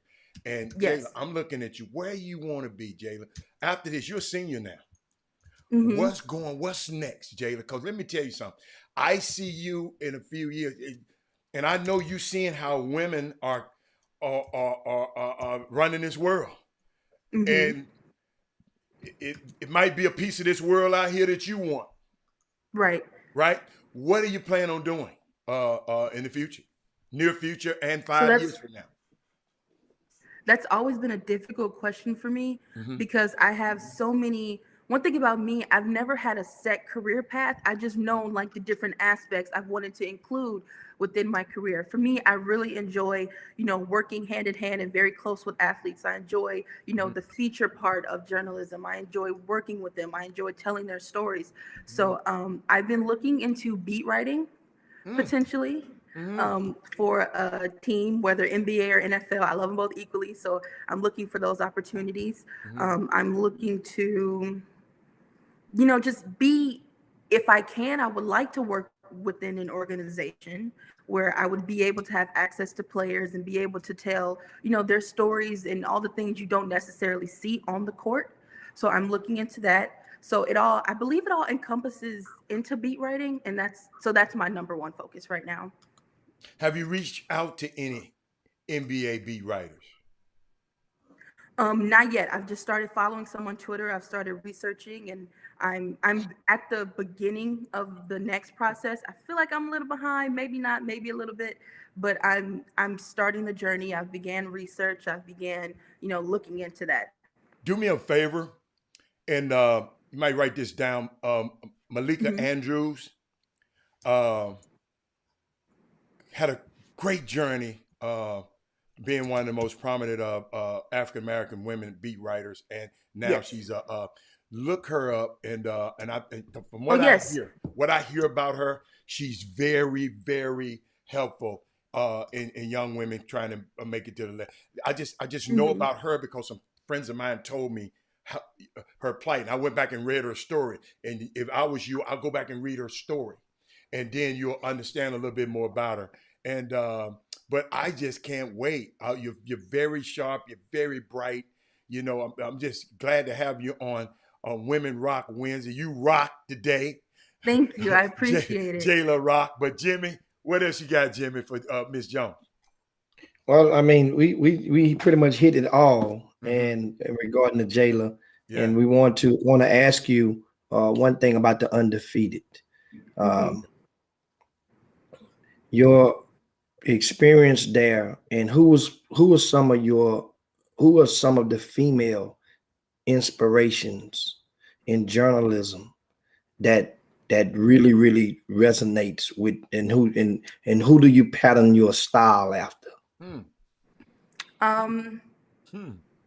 That's a difficult question too, in terms of who I formulated myself after.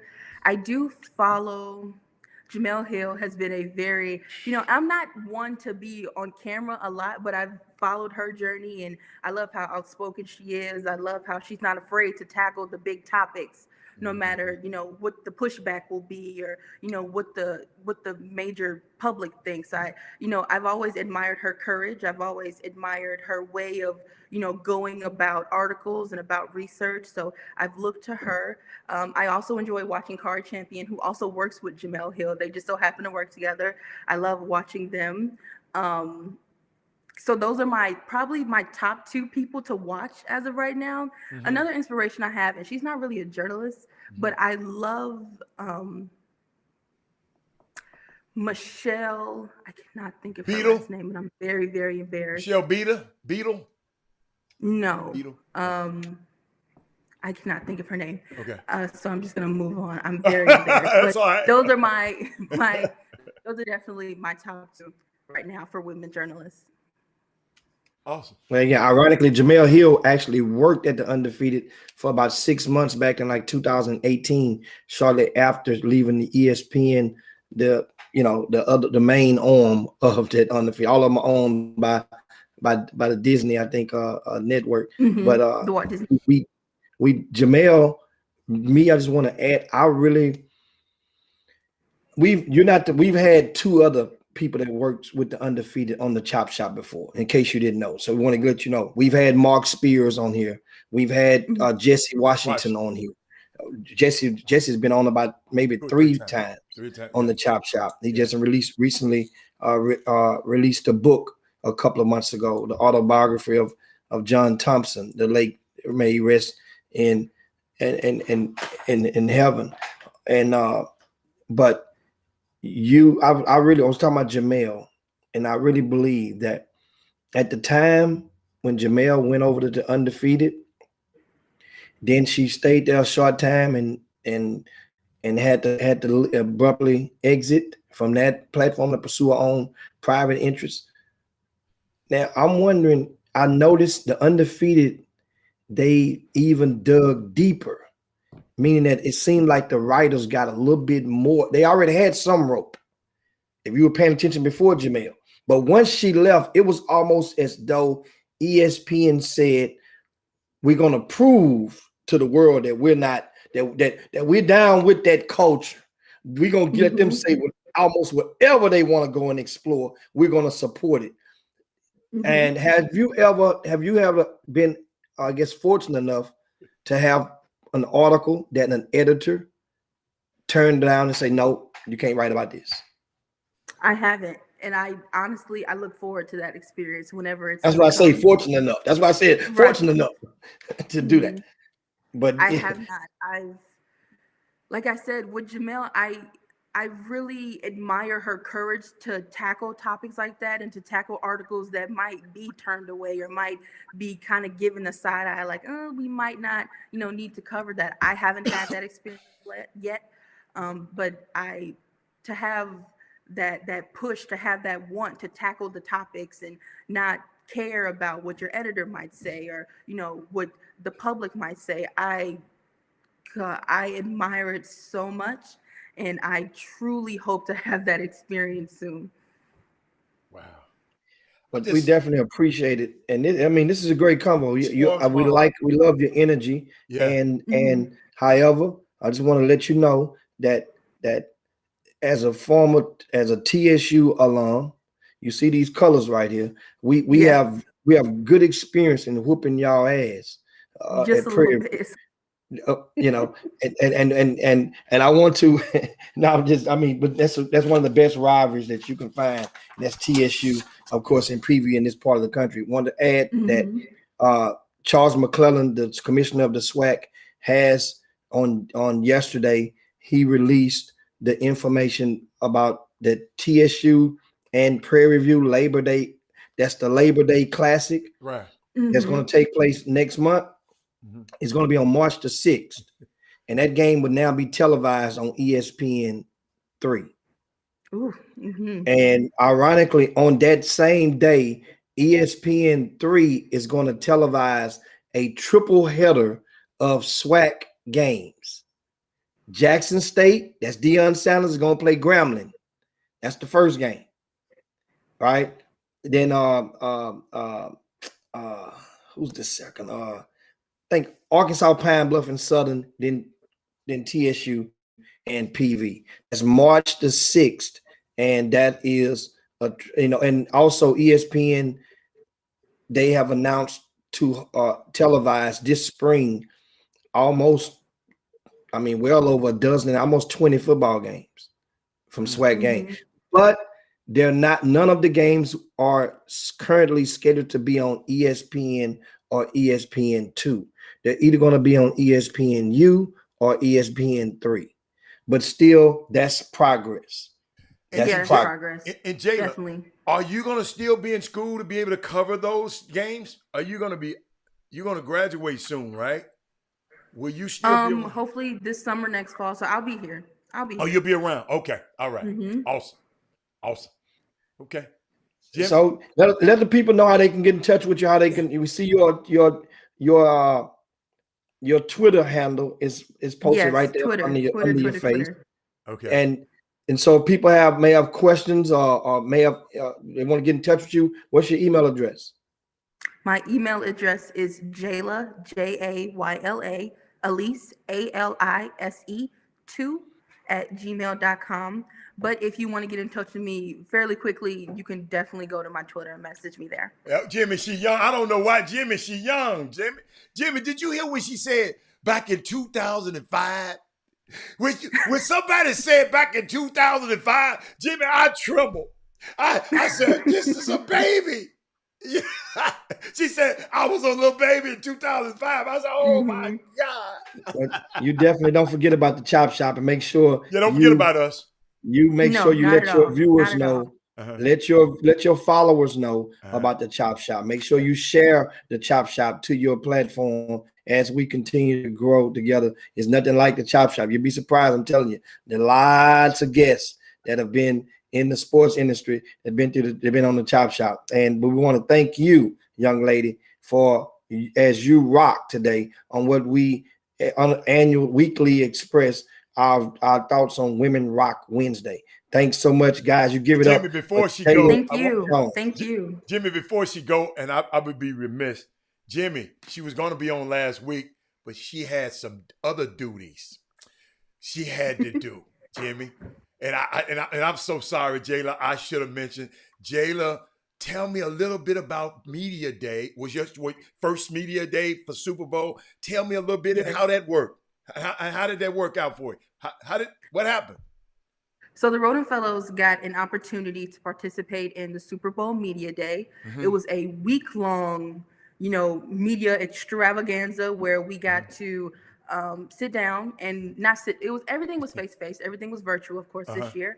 But we got to sit down in the Zoom meetings with all the Super Bowl players, and we got to ask questions, and we got to watch. And, I got to sit in and watch Tom Brady and Travis Kelce, who I actually got to ask a question to, and Patrick Mahomes and Antonio Brown. And it's like, coming from someone who was just, on Prairie View's campus and just working in the sports information department, to be able to suddenly participate and talk to one of the greatest NFL players in history is like, how did I get here? It's like it was amazing. It was a great opportunity. I hope to do it again next year if I can, but yeah. It was wild. It was amazing. Guess what the Chop Shop gonna do for you? I'm gonna give you a chance to have a sit down virtually with a Hall of Famer that got inducted into the Hall of Fame this year, Charles Woodson. I'm gonna make sure y'all two get together and make sure so be ready for him. Look him up. I'm ready. And be ready for him. I'm gonna make sure y'all hook up, and I want you to have that interview to put on and you tell the undefeated, hey, undefeated, look what I did. But when I get off the phone, I'm gonna call him and I'm gonna set it up as soon as possible. Okay? I got you. Thank you. I got you. All right. We'll see you later. Thank you so much, sweetie. All right. Thank you. All right. Bye. Wow, that was awesome, man. I love y'all. I got to text Charles right now and tell him, oh, I knocked Jimmy off by mistake. I'm sorry, Jimmy. Come on back on. I knocked Jimmy off by mistake. Come on back, Jimmy. Come on. Oh, there he goes. He don't want to be off. My bad, big dog. I'm too quick, man. I'm too quick with that button. My bad. But that was good, man. I love her. I mean, when she told me about that, I forgot to ask her about that, Jimmy, because she was going to come on last week, but she was interviewing Tom Brady and Travis Kelce. I said, go take care of your business. So, but that's awesome, Jimmy. Jimmy, what we going to end the show with, man? It's a lot of stuff going on, man. What we going? Let's end it with a bang. What we got? Well, I want to give end it with a bang is how about giving you guys the news that Sandra has received on yesterday. The test results came in, and she is cancer free, and as well as as a result, the doctors gave a discharge and allowed her to come home. So that was the news of yesterday. So that's why I'm gonna have to meet and getting it. You guys saw me briefly on the Chop Shop, got that news in. She, once again, all in the same day. Remember, they started to unhook those IVs. That means she was able to be functional. Then around, walk a little bit. And then guess what? The doctor came in, gave that great news, no cancer. That means the surgery was a total success. Yeah. And now she's at home. So now the bed is warm again in the Hicks household. Hey, boy, thank God for them remote control beds, boy. I'm gonna tell you something. Well, I was about to say something. Boy, you better be glad we on TV. Wait till I talk to you. I got front, back, side to side on that bed. She hit that thing. Hey, back, however you want to sleep, that's how we gonna sleep. I woke up sleeping like this, and I mean went to bed sleeping like this. I wake up, I'm flat. I don't know. Wait a minute. What's your sleep number? We got the Tempur-Pedic. We got not the separate ones. Okay. We got the old school Tempur-Pedic, and it get the massage and all other stuff with it. But once again, she's home, and so that is the great news of how you pretty much get ready to land the plane. And you guys see that want to also once again,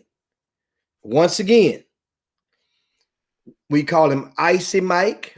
You can call him Medical Mike. But whatever you do, whenever you do call him, guess what he gonna do? He gonna pick up the phone and he gonna answer. Mike came through again. I don't know how many times you guys got to watch me give a testimony about Mike, Icy Mike, and Medical Mike, however you want to identify. Concierge scheduling, yes, with the concierge on coming through. Understand something, guy. When Sandra rolled up to the hospital, they had the wheelchair waiting in the valet for her. Yeah. At the emergency room. We got this. Rolled her right on through. She had already had us registered in and signed in. Go straight to the triage. How many times you been to the emergency room, guys? The last time you went to the emergency room, did you go straight to the triage? Or did you have to, or was it a 5-minute and you were right on in the back? Or did you have to wait a little while? I'm not talking about an emergency 911. And even some of y'all, they'll take you in the back and park you in the hallway in the room. And within 2 hours, upstairs. Hush your mouth. Not the upper room, but upstairs. And was kicking it. And boy, I had you guys know how, I had my Underground Railroad. It couldn't stop. They only stopped me on that weekend. That weekend got me. They couldn't let me come up in that thing because it was so thin. But boy, I dressed the part. I went up in that thing. They thought I was one of the admins coming through that thing. But once again, in all honesty and sincerity, Icy Mike is get that number to them. I'm telling you guys, lock that number into your phone. Give him a test call. That way you can test him. Just call him and just say, hey, make something up. Tell him your ear bone hurt, your earlobe. You need to check. Make something up. Hey, Jimmy, I put a call in to him. Jimmy, I put a call in on Icy Mike. Did he come through? Always come through. Bingo. Here it is, y'all. I'm going to put it on the bottom of the screen right quick. But, Jimmy, I got a little video I want to play for about a couple of seconds. I want to, from Coach Leah. She sent it to me. And, man, wait a minute. Man, I'm always running in when it's about to be over. Oh, yes, sir. But, Jimmy, I just want to share, a quick little video. I'm going to see, can I put it? That's Icy Mike and concierge service scheduling information across the screen right there, ladies and gentlemen. And now, let me see, can I find this thing right quick, Jimmy, so I can play it right quick and see what y'all get the news when I get it. Here we go. Hey, everybody, the Chop Shop. Happy Women Rock Wednesday. This is your girl, Coach Leah. Just wanted to send a quick message.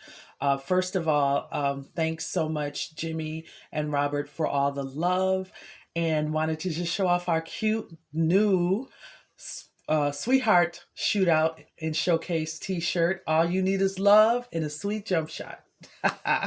Anyway, those teams that are participating in our pandemic edition will be receiving these, and so we're so excited to be supporting those programs.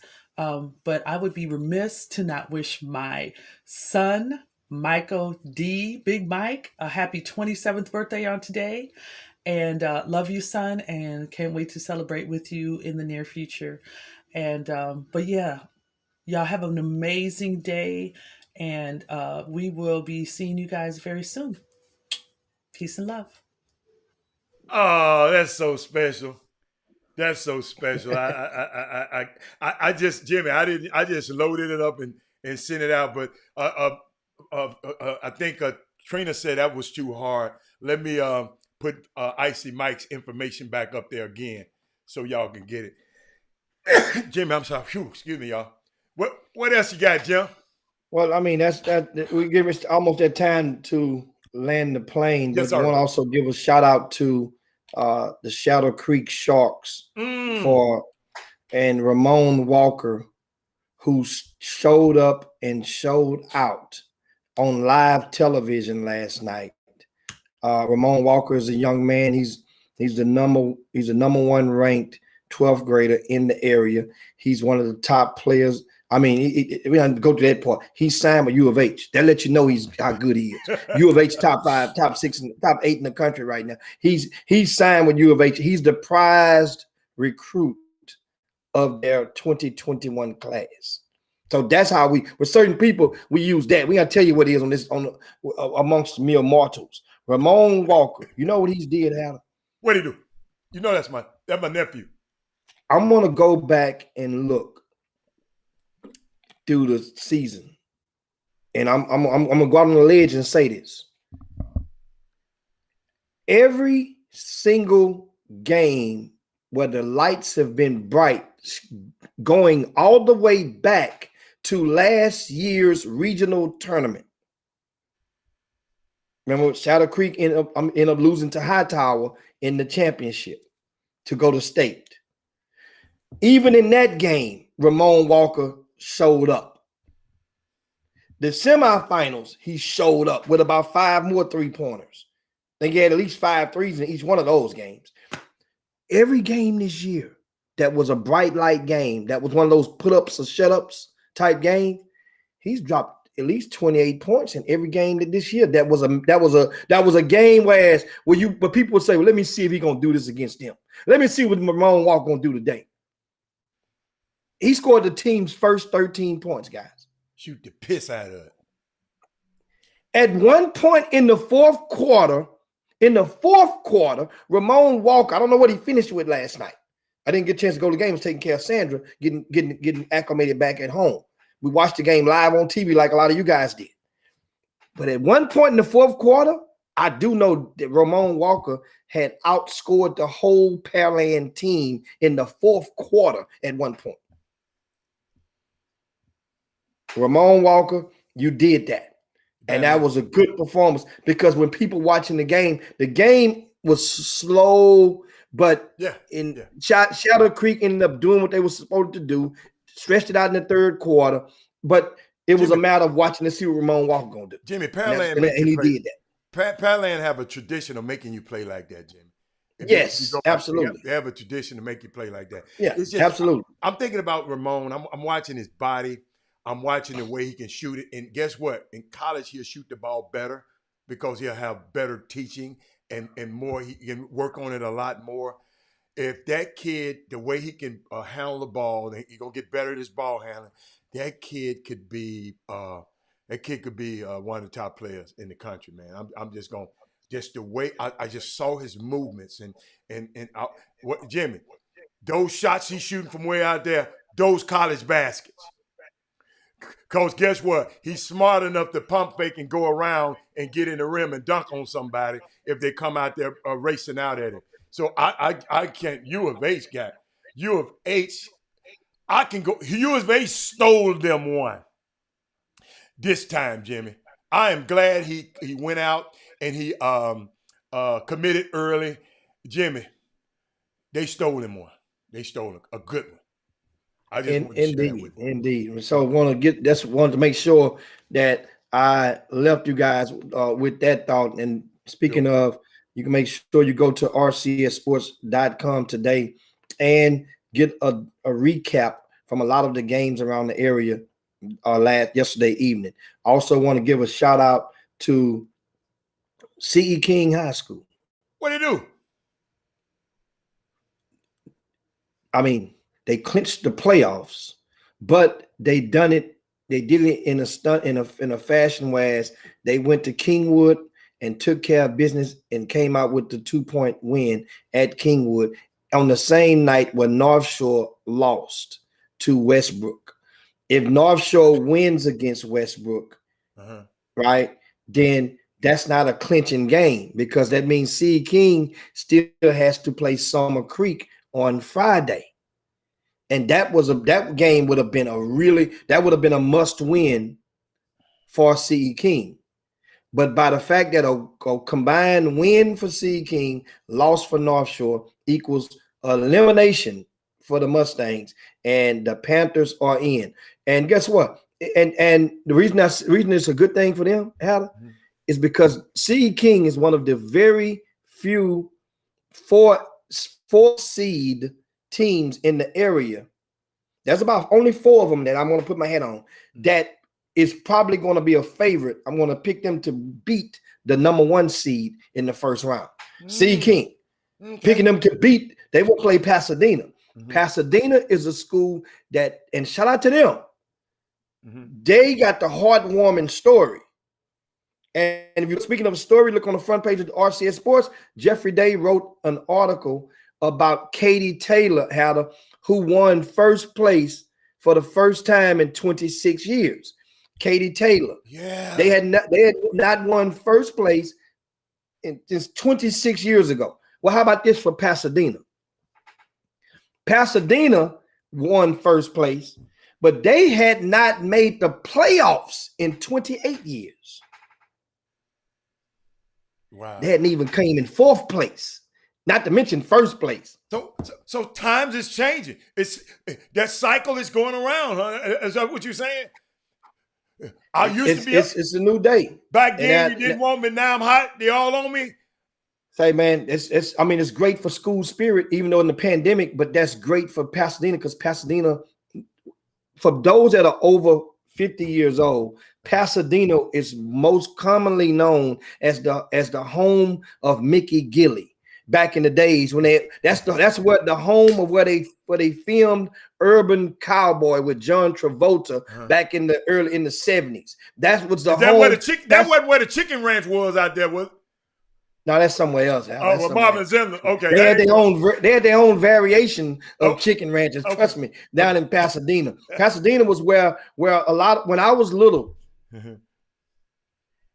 You know, it might have been false, but nah, that was the part of town that they say you don't want your car to stop after dark. Yeah. That was they made you believe that the Klan was heavy out there in Pasadena area when I was young.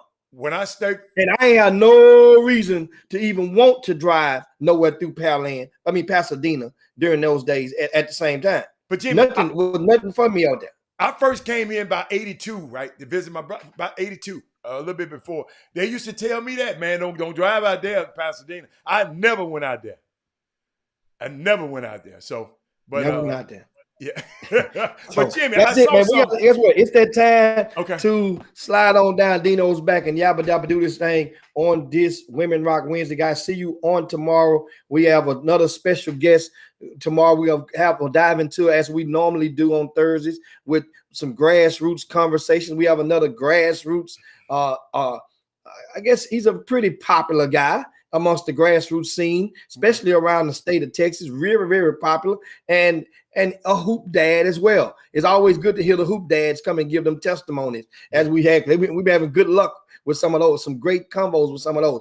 But on tomorrow, you guys stay tuned. I'm telling you, for this convo on tomorrow. And guess what? That's about it right now. It's time for me to go on and get in. See you guys in 22 hours. For Robin Hatter, it's Jim Hicks. Peace. We up out here. Chop shop. Share that show when we out. Jim Hicks. Rob Hatter. You are now tuned in to the Chop Shop. I'm Retro. Let's get it. We in the Chop Shop. We live in the Chop Shop. We talking sports talk. We live in the Chop Shop. We in the Chop Shop. I'm talking sports talk. So turn your dials up. It's live in the Chop Shop. We in the Chop Shop. We live in the Chop Shop. We talking sports talk. We live in the Chop Shop.